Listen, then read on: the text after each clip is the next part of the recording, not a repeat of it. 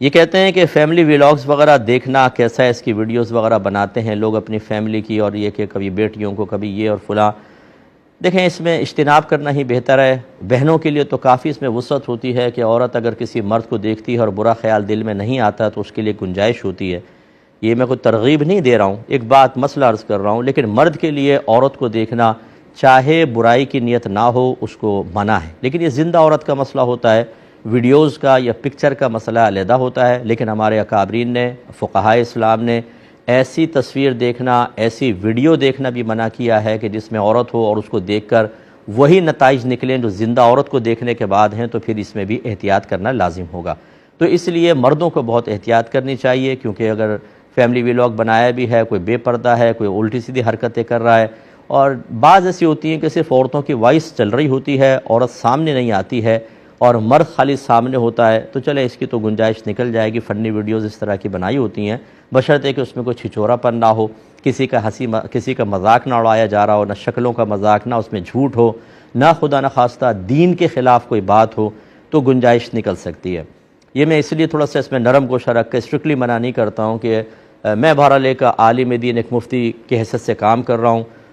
عرف کو جانتا ہوں، معاشرے کو جانتا ہوں، لوگوں کی طبیعتیں، کیفیات ہمارے سامنے ہے، سینکڑوں لوگ روزانہ ہم سے رجوع کر کے اپنی پریشانیاں ڈسکس کر رہے ہیں۔ اگر ہم ان کو ہر چیز کے انٹرٹینمنٹ سے بالکل منع کر دیں تو اتنے لوگ ڈپریسڈ ہیں کہ میں آپ کو بتا نہیں سکتا ہوں، ذہنی دباؤ میں ہیں شدید۔ اگر ان کو ہم چیزوں سے ہٹاتے ہیں، وہ جب تنہا بیٹھتے ہیں، ہر ایک طویل ترین قرآن پاک کی تلاوت نہیں کر سکتا، وہ حدیث نہیں پڑھ سکتا، وہ دین کی چیزیں سن کر ایک وقت ہوتا ہے کہ طبیعت بھی اکتاہٹ کا سا شکار ہو جاتی ہے، اور دوسرا راستہ بالکل ہی بند کر دیں، اب سوائے سوچنے کے اور کچھ بھی نہیں ہے۔ اور شیطان پھر ایسی چیزیں ذہن میں ڈالتا ہے کہ انسان کو بیماریاں پیدا ہوتی ہیں، یا وہ شکوہ شکایت کی طرف چلا جاتا ہے، اللہ تعالیٰ کی تقسیم پر اعتراض، یا بعض اوقات بغاوت کرتے ہوئے گناہ کا راستہ اختیار کر لیتا ہے۔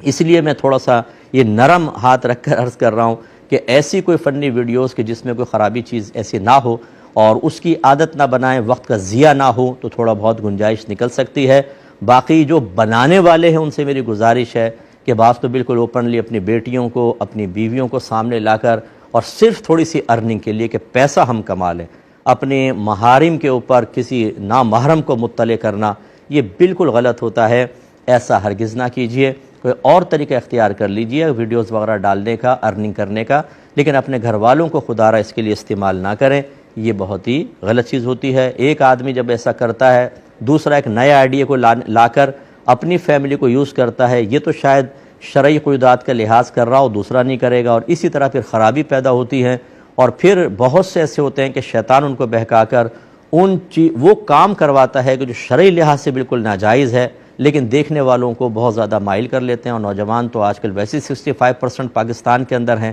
وہ زیادہ اٹریکٹ ہو جاتے ہیں، اور پھر اس طریقے سے برائی جنم لیتی ہے۔ اور جو خواتین خاص طور پر اس طرح کی غلط حرکتیں کر کے، ارننگ کر کے بہت خوش ہیں،